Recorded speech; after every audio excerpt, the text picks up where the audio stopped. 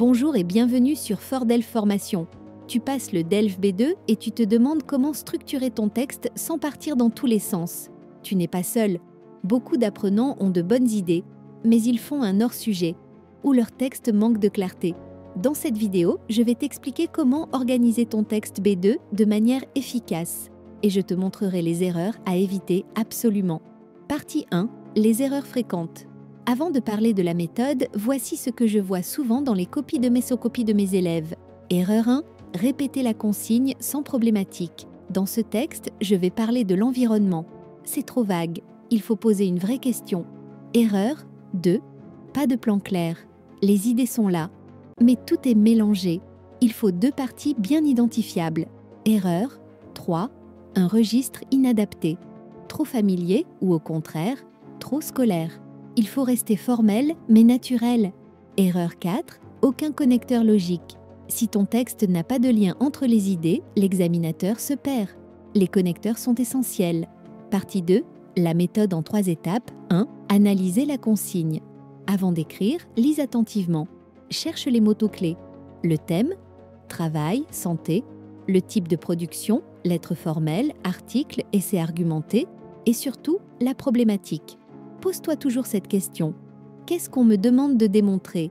2. Construire un plan clair. Utilise la structure suivante. 1. Introduction. 2. Reformulation du sujet. 3. Définition des termes si nécessaire.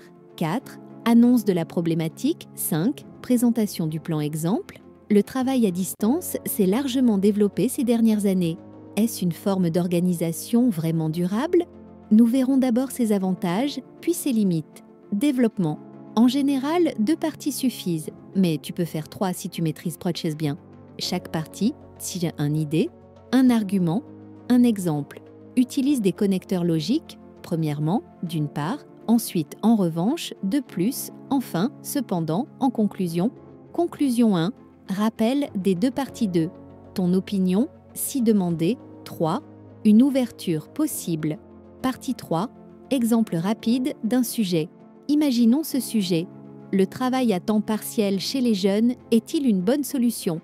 Introduction. De plus en plus de jeunes choisissent de travailler à temps partiel, notamment pendant leurs études. Cette tendance pose question. Est-ce une bonne solution à long terme? Nous allons d'abord voir les avantages, puis les inconvénients de ce mode de travail. Développement partie 1. Premièrement, le travail à temps partiel permet aux jeunes d'avoir une première expérience professionnelle tout en conservant du temps pour leurs études. Par exemple, certains étudiants travaillent en restauration quelques soirs par semaine. Développement partie 2. Cependant, cela peut aussi nuire à leur réussite scolaire ou à leur santé. Travailler tard, avoir des horaires instables, cela peut créer de la fatigue ou du stress. Conclusion.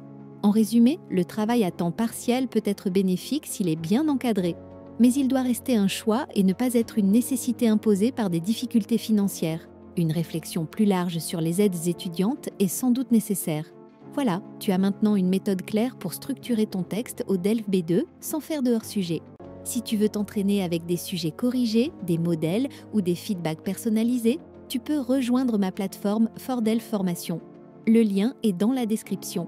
Et dis-moi en commentaire, quelle est la partie la plus difficile pour toi à l'écrit? Je pourrais en faire une prochaine vidéo. N'oublie pas de liker, de t'abonner et à très vite sur Fordelf.